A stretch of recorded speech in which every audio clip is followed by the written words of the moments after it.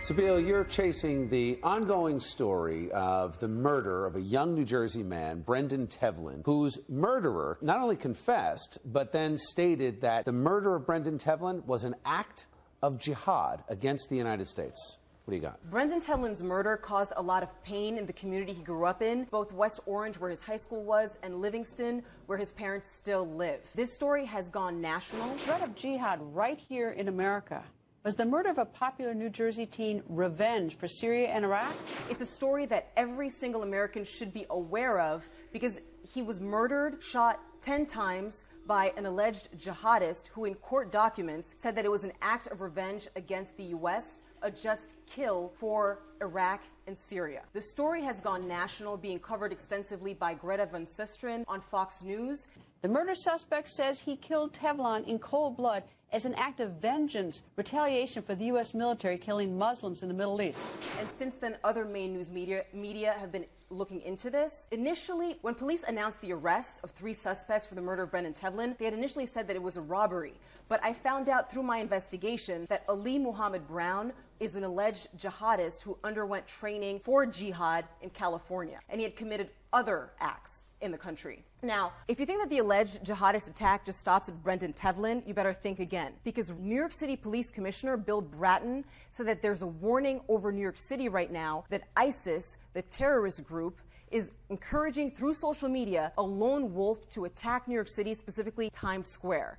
And also there was an arrest, a man in upstate New York who was allegedly funding men jihadists to join the terrorist group in Syria to commit terrorist acts there, and he was also allegedly planning to commit terrorist acts against U.S. troops who had fought in Iraq.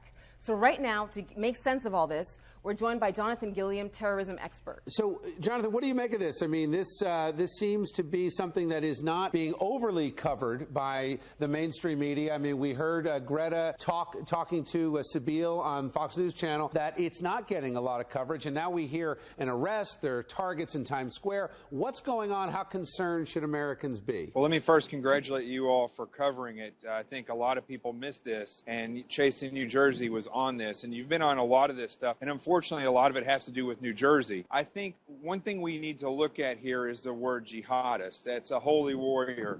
And it's easy to actually say that this guy is not an alleged jihadist. He stated, to the police that he did this in retrospect to what had happened over in Iraq with the killing of Iraqis and Muslims. He's on a Jonathan, war. Do you think that politicians today are taking this seriously enough? I mean, I want to reference that our own Ronica Cleary was at an event in New York with Governor Christie, and it was with Homeland Security. They were discussing the potential of domestic terrorism. Ronica asked the question about Brendan Tevlin.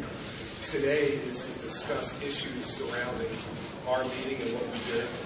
And I'm just not going to deal with off-topic questions that are going to affect the People like Governor Christie saying that it's not relevant just shows to me that he is trying to avoid that question in hopes that it doesn't happen. Jonathan Gilliam, thank you very much for your time. We appreciate it. Stay strong.